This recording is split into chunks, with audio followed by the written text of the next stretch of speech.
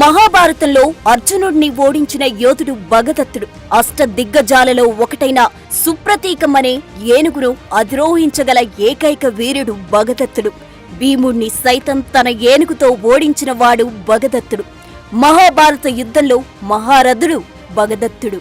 భగదత్త నరకాసురుని కుమారుడు. శ్రీ మహావిష్ణువు వరాహ అవతారాన్ని ధరించినప్పుడు వరాహ స్వామికి భూదేవికి పుట్టినవాడు ఈ నరకాసురుడు. ద్వాపర యుగంలో శ్రీకృష్ణుడు సత్యభామ కలిసి నరకాసురుడిని సంహరించగా నరకాసురుడి కొడుకుగా భగదత్త ప్రాగ్జ్యోతిషపురానికి రాజవుతాడు. నరక రాజవంశ రాజులలో భగదత్త రెండవవాడు. నరకాసురునికి భగదత్తతో పాటు మహాశిరస, మాధవన్, సుమాలి అనే కుమారులు ఉన్నారని కాళికా పురాణం హరిచరిత్ర చెబుతోంది. నేటి అస్సాంలోని గౌహతి ప్రాంతమే ఒకప్పటి ప్రాగ్జ్యోతిషపురం. భూదేవి ప్రసాదించిన వైష్ణవాస్త్రాన్ని నరకాసురుడు తన కుమారుడైన భగదత్తుడికిస్తాడు. అన్ని అస్త్రాలలో శక్తివంతమైనది వైష్ణవాస్త్రం. దీన్ని ప్రయోగిస్తే శత్రువులు ఎంతమందైనా సమూలంగా నాశనం చేస్తుంది. దీనికి తిరుగుండదు. భగదత్త ఇంద్రుడికి ప్రాణ స్నేహితుడు, అలాగే జరాసంధుడికి కూడా మిత్రుడే. ఇతనికి వజ్రదత్త, పుష్పదత్త అనే ఇద్దరు కుమారులున్నారు. అంతేకాకుండా భగదత్త దగ్గర సుప్రతీకం అనే శక్తివంతమైన ఏనుగు కూడా ఉంది.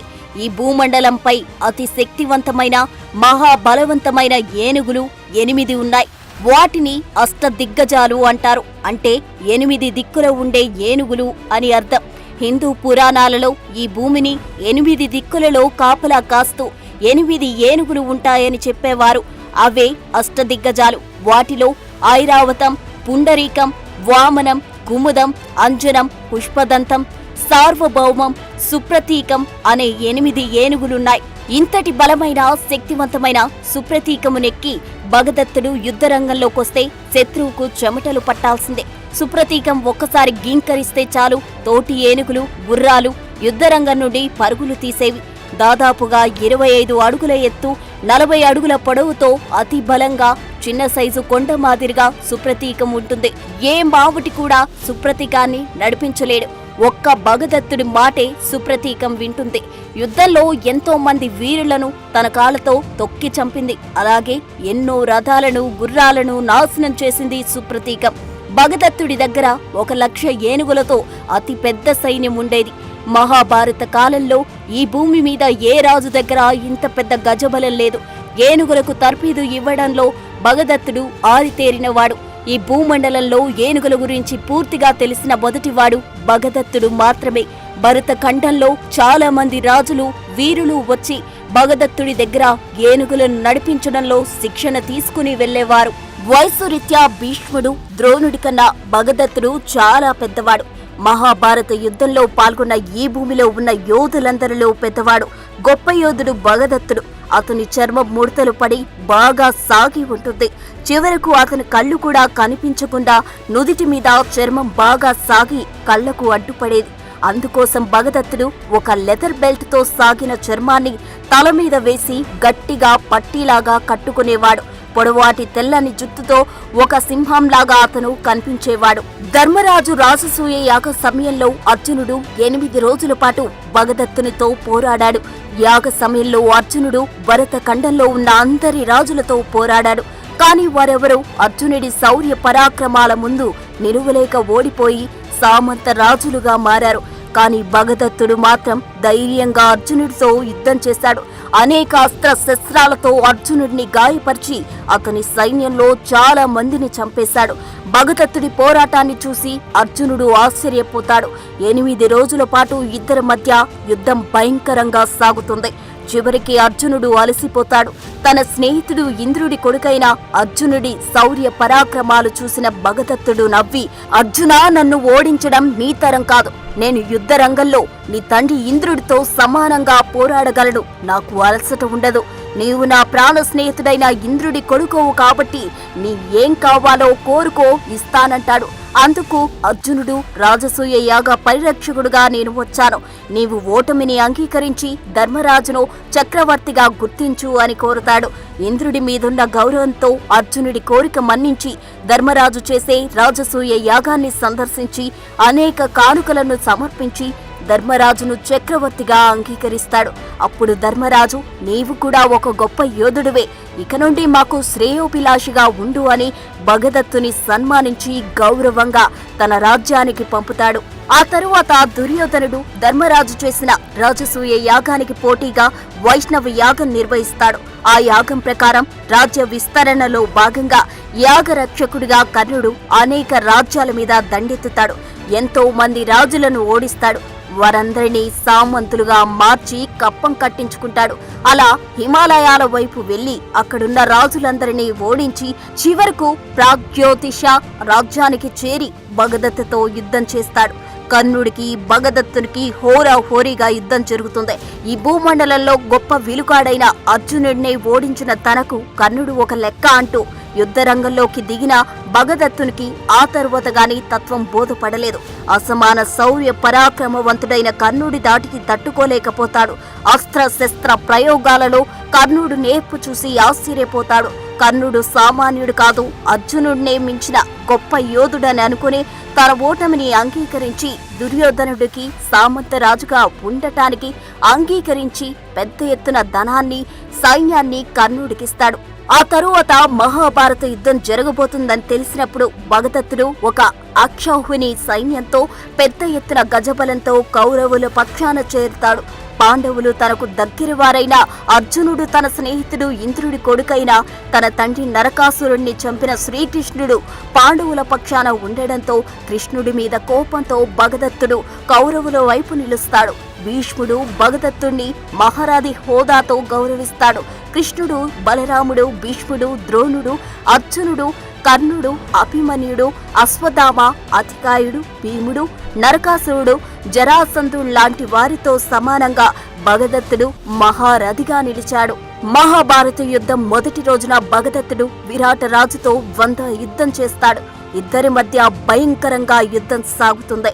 చివరకు భగదత్తుని దాటికి తట్టుకోలేక విరాటరాజు యుద్ధరంగం నుండి పారిపోతాడు.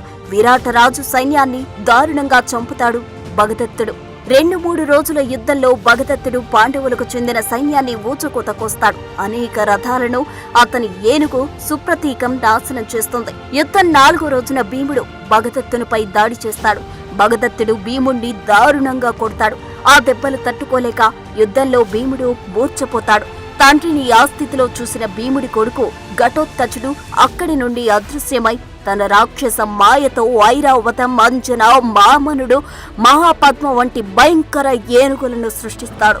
ఆ ఏనుగులు కోపంతో ఒక్కొక్కటి 4 దంతాలతో గొప్ప రాక్షసుడైన ఘటోత్కచుడి శక్తితో ప్రేరేపించబడి భగదత్తుని ఏనుగైన సుప్రతీకంపై నలువైపుల నుండి దాడి చేస్తాయి. దంతాలతో పొడుస్తాయి. ఆ బాధ తట్టుకోలేక సుప్రతీకం భయంకరంగా గర్జిస్తూ యుద్ధరంగంలో పరుగులు తీసింది. ఎన్నో రథాలను, ఎంతో మంది సైనికులను ఇష్టం వచ్చినట్లు తొక్కుతూ యుద్ధరంగం నుండి దూరంగా వెళ్లిపోతుంది. ఘటోత్కచుడు తన రాక్షస మాయతో ఎంతో మంది కౌరవ సైనికులను సంహరిస్తాడు. అతని రాక్షస శక్తిని తట్టుకోలేమని గ్రహించిన కౌరవుల సేనాధిపతి భీష్ముడు రాజులందరినీ ఆ రోజు వెనక్కి రమ్మని కోరుతాడు. చివరికి ఆ రోజు ఘటోత్కచునితో చేసిన పోరాటంలో భగదత్తుడు ఓడిపోయాడు. యుద్ధం 7వ రోజు మరోసారి ఘటోత్కచునికి భగదత్తునికి మధ్య పోరు జరుగుతుంది. ఘటోత్కచుడు భగదత్తుడిపై దాడి చేసి అనేక బాణాలు కురిపించాడు. భగదత్తుడు కూడా అనేక అస్త్ర శస్త్రాలు ఘటోత్కచుని ప్రయోగించి అతన్ని తీవ్రంగా గాయపరుస్తాడు. చివరికి ఘటోత్కచుడు తన శక్తినంతా ప్రయోగించి సుప్రతీక ఏనుగు వైపు మంత్రముగ్ధమైన బంగారు బల్లెం విసురుతాడు. సుప్రతీకం ఆ బల్లెంను తన తొండంతో పట్టుకొని 2 ముక్కలుగా విరిచేస్తుంది.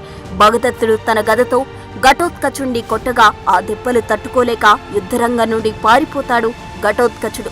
అప్పుడు కృతికుమారుడు రుచిపర్వుడు తన రథంపై ఎక్కి భగదత్తపైకి బాణవర్షం కురిపిస్తూ విధ్వంసకుడిలా ముందుకు సాగాడు. అప్పుడు భగదత్తుడు ఆ బాణాలు తప్పించుకుంటూ శూలంతో రుచిపర్వుణ్ణి పొడిచి చంపేస్తాడు. రుచిపర్వుడు మరణానికి రగిలిపోయిన సుభద్ర కుమారుడు అభిమన్యుడు, సాత్యకి, ఉప పాండవులు, చేకితానుడు, దృష్టకేతు, అలాగే యుయోత్సుడు అందరూ కలిసి ఏనుగును బాధించడం ప్రారంభించారు. సుప్రతీకను చంపాలనే కోరికతో ఆ యోధులందరూ పెద్దగా కేకలు వేస్తూ తమ బాణాలు బల్లెంలను సుప్రతీక వైపు విసురుతారు. కురుస్తున్న బాణవర్షాన్ని లెక్క చేయకుండా భగదత్తుడు ఏనుగును ముందుకు పరిగెత్తిస్తూ ఉప పాండవుల రథాలపై దాడి చేసి వాటిని ధ్వంసం చేస్తుంది. ఆ తరువాత యూత్సుడి గుర్రాలను తొక్కుతూ రథసారథిని చంపి రథాన్ని నాశనం చేస్తుంది. దాంతో యూత్సుడు తన రథాన్ని వదిలి పారిపోతాడు. అలా ఆ రోజు యుద్ధంలో భగదత్తుడు ఎంతో మందిని చంపి ఎన్నో రథాలను నాశనం చేసి పాండవులకు చాలా పెద్ద నష్టం కలిగిస్తాడు. యుద్ధం 8-9 రోజుల్లో దసన్న రాజుతో భగదత్తుడు యుద్ధం చేస్తాడు. అందులో దసన్న రాజుని ఓడిస్తాడు. తరువాత భగదత్తుడు క్షత్రదేవుని చేతులు నరుగుతాడు. భీముడు రథసారథి విశోకుడు భగదత్తుని బాణాలకు స్పృహ తప్పి పడిపోతాడు. భగదత్తుని కుమారుడైన పుష్పదత్తుడు నకుల చేతిలో మరణిస్తాడు. యుద్ధం 12వ రోజు దుర్యోధనుడు భీమునిపై పెద్ద ఏనుగుల సైన్యాన్ని పంపగా భీముడు తన గదతో ఏనుగులన్నిటినీ చంపుతాడు. ఈ వార్త వేగంగా వ్యాపించి భగదత్తకు చేరింది. భగదత్తుడు భీముడిపై తన ఏనుగు సుప్రతీకంతో దాడి చేసి అతన్ని రథాన్ని విరగొట్టి రథసారథిని సుప్రతీక తన పాదాల కింద వేసి చంపుతుంది. భీముడు తన రథం నుండి దూకి తప్పించుకుని ఏనుగు కాళ్ళ మధ్య పడిపోయాడు. అతను ఏనుగుపై కత్తితో దాడి చేసి గాయపరిచాడు. కోపోద్రిక్తుడైన భగదత్తుడు తన ఏనుగు సుప్రతీకతో భీముని మెడను తొండంతో గట్టిగా పట్టుకునేలా చేస్తాడు. సుప్రతీక తన కాళ్ళ కింద భీముని వేసి తొక్కాలని ప్రయత్నిస్తుంది. భీముడు సుప్రతీక కాళ్ళలో దూరడం వల్ల బయటకు కనిపించడు. దాంతో కౌరవ సైన్యం భీముణ్ణి సుప్రతీక తొక్కి చంపిందని భావించి సంబరాలు చేసుకోవడం ప్రారంభించారు. ధర్మరాజు భీముడు నిజంగానే చనిపోయాడేమోనని బాధపడ్డాడు. చివరకు కోపంతో ఏనుగుల గుంపుతో భగదత్తుని చంపమని దసరా రాజును కోరుతాడు. ఇక సుప్రతీక దసరా ఏనుగుల మధ్య పోరు బీభత్సంగా సాగుతుంది. చివరకు సుప్రతీక దసరా ఏనుగులను పొడిచి చంపుతుంది. అలా ఏనుగులు పెనుగులాటలో ఉండగా సుప్రతీక కాళ్ళ కింద ఉన్న భీముడు సురక్షితంగా బయటపడతాడు. దాంతో పాండవులు ఊపిరి పీల్చుకుంటారు. ఆ తరువాత ద్రోణుడి కోరికపై భగదత్తుడు ధర్మరాజును బంధించాలని దగ్గరకు వెళ్లి అనేక బాణాలు ప్రయోగిస్తాడు. తన ఏనుగుతో పాండవుల సైన్యాన్ని దారుణంగా చంపుతాడు. అప్పుడు కృష్ణార్జునులు అక్కడికి చేరుకుని ధర్మరాజుని రక్షిస్తారు. అర్జునుడు భగదత్తుడు ఒకరిపై ఒకరు అనేక బాణాలు ప్రయోగించుకుంటారు. ఇద్దరి మధ్య అతి భయంకరంగా యుద్ధం జరుగుతుంది. ఇద్దరు మహాయోధులే, ఒకరికి ఒకరు తీసిపోకుండా యుద్ధం చేస్తారు. భగదత్తుడు తన ఏనుగుతో అర్జునుడిని చంపడానికి ప్రయత్నించాడు, కానీ విఫలమయ్యాడు. అర్జునుడు భగదత్తుడి ధనస్సును అతడు విసిరిన ఈటలన్నిటినీ విరిచేస్తాడు. ఏనుగు ఆసనంపై ఉన్న ధ్వజారోహణాన్ని అర్జునుడు ధ్వంసం చేస్తాడు. దాంతో కోపగించుకున్న భగదత్తుడు అర్జునుడిని చంపడానికి వైష్ణవాస్త్రం అనే దివ్యాస్త్రాన్ని ప్రయోగిస్తాడు. అయితే దానికి శ్రీకృష్ణుడు అడ్డం వస్తాడు. ఆ వైష్ణవాస్త్రం శ్రీకృష్ణుడి మెడలో దండలా మారిపోతుంది. అలా నరకాసురుడికి భూదేవి ఇచ్చిన వైష్ణవాస్త్రం తిరిగి విష్ణుమూర్తికి చేరుతుంది. శ్రీకృష్ణుడి సూచనతో అర్జునుడు భగదత్తుడు తలకట్టుకున్న తోలు బెల్టును బాణంతో తింపుతాడు. అప్పుడు భగదత్తుడు సాగిన శరీర చర్మం కళ్లకు అడ్డుగా పడుతుంది. ముందున్నది కనిపించక తన ఏనుగును ఎటు నడపాలో తెలియక అవస్థలు పడతాడు భగదత్తుడు. అప్పుడు అర్జునుడు ఒక దివ్యాస్త్రాన్ని ఏనుగు సుప్రతీకంపై ప్రయోగిస్తాడు. ఆ బాణం పర్వతానికి ఎదురుగా వెళ్లిన వజ్రంలా ఏనుగును తాగుతుంది. చెదపురుగుల పుట్టలోకి పాము ప్రవేశించినట్లు ఆ దివ్యాస్త్రం ఏనుగు తల నుండి పొట్టలోకి వెళ్లి దాని అవయవాలు చింద్ర చేస్తుంది. అది కింద పడి తన దంతాలతో నేలను తాకుతుంది. ఒక పెద్ద కొండ నేలను ఢీకొట్టినట్లు నేలపై పడుతుంది. ఆ ఏనుగు కింద పడి చాలా మంది సైనికులు మరణిస్తారు. పెద్ద బాధతో గర్జించి తన ప్రాణాలు విడిచిపెడుతుంది సుప్రతీకం. అలా ఈ భూమండలంలో అతి బలిష్టమైన ఏనుగు సుప్రతీక అర్జునుడి దివ్యాస్త్రానికి చనిపోతుంది. సుప్రతీక చావుతో కోపోద్రిక్తుడైన భగదత్త ఒక పెద్ద బల్లెం తీసుకుని అర్జునుడి మీదకు ఉరికి వస్తాడు. అయితే మరొక దివ్యాస్త్రాన్ని భగదత్తపై ప్రయోగిస్తాడు అర్జునుడు. అది భగదత్త గుండెలను చీల్చుకుంటూ వెళ్తుంది. బాధతో విలువిలడాడుతూ నేలపై పడి మరణిస్తాడు భగదత్తుడు. అలా ఒక గొప్ప వీరుడు నేల కురిగాడు. అర్జునుడు తన రథం దిగి చనిపోయిన భగదత్తునికి నమస్కరించి అతని చుట్టూ ప్రదక్షిణలు చేస్తాడు. గొప్ప యోధుడు తన తండ్రి ఇంద్రుడికి స్నేహితుడైన భగదత్తునికి ఆ విధంగా అంజలి ఘటిస్తాడు. ఇక్కడ విధి విచిత్రం ఏంటంటే భగదత్త తండ్రి నరకాసురుడు కృష్ణుడి ఆధ్వర్యంలో సత్యభామ చేతిలో మరణిస్తే ఇప్పుడు భగదత్త కూడా కృష్ణుడి ఆధ్వర్యంలో అర్జునుడి చేతిలో మరణిస్తాడు. ఇలా తండ్రి కొడుకులిద్దరూ కృష్ణుడి ద్వారానే చంపబడ్డారు. భగదత్త మరణం తరువాత మిగిలిన అతని కుమారుడు వజ్రదత్తుడు ప్రోగ్జ్యోతిష రాజు అయ్యాడు. For more videos like this, subscribe Big TV channel.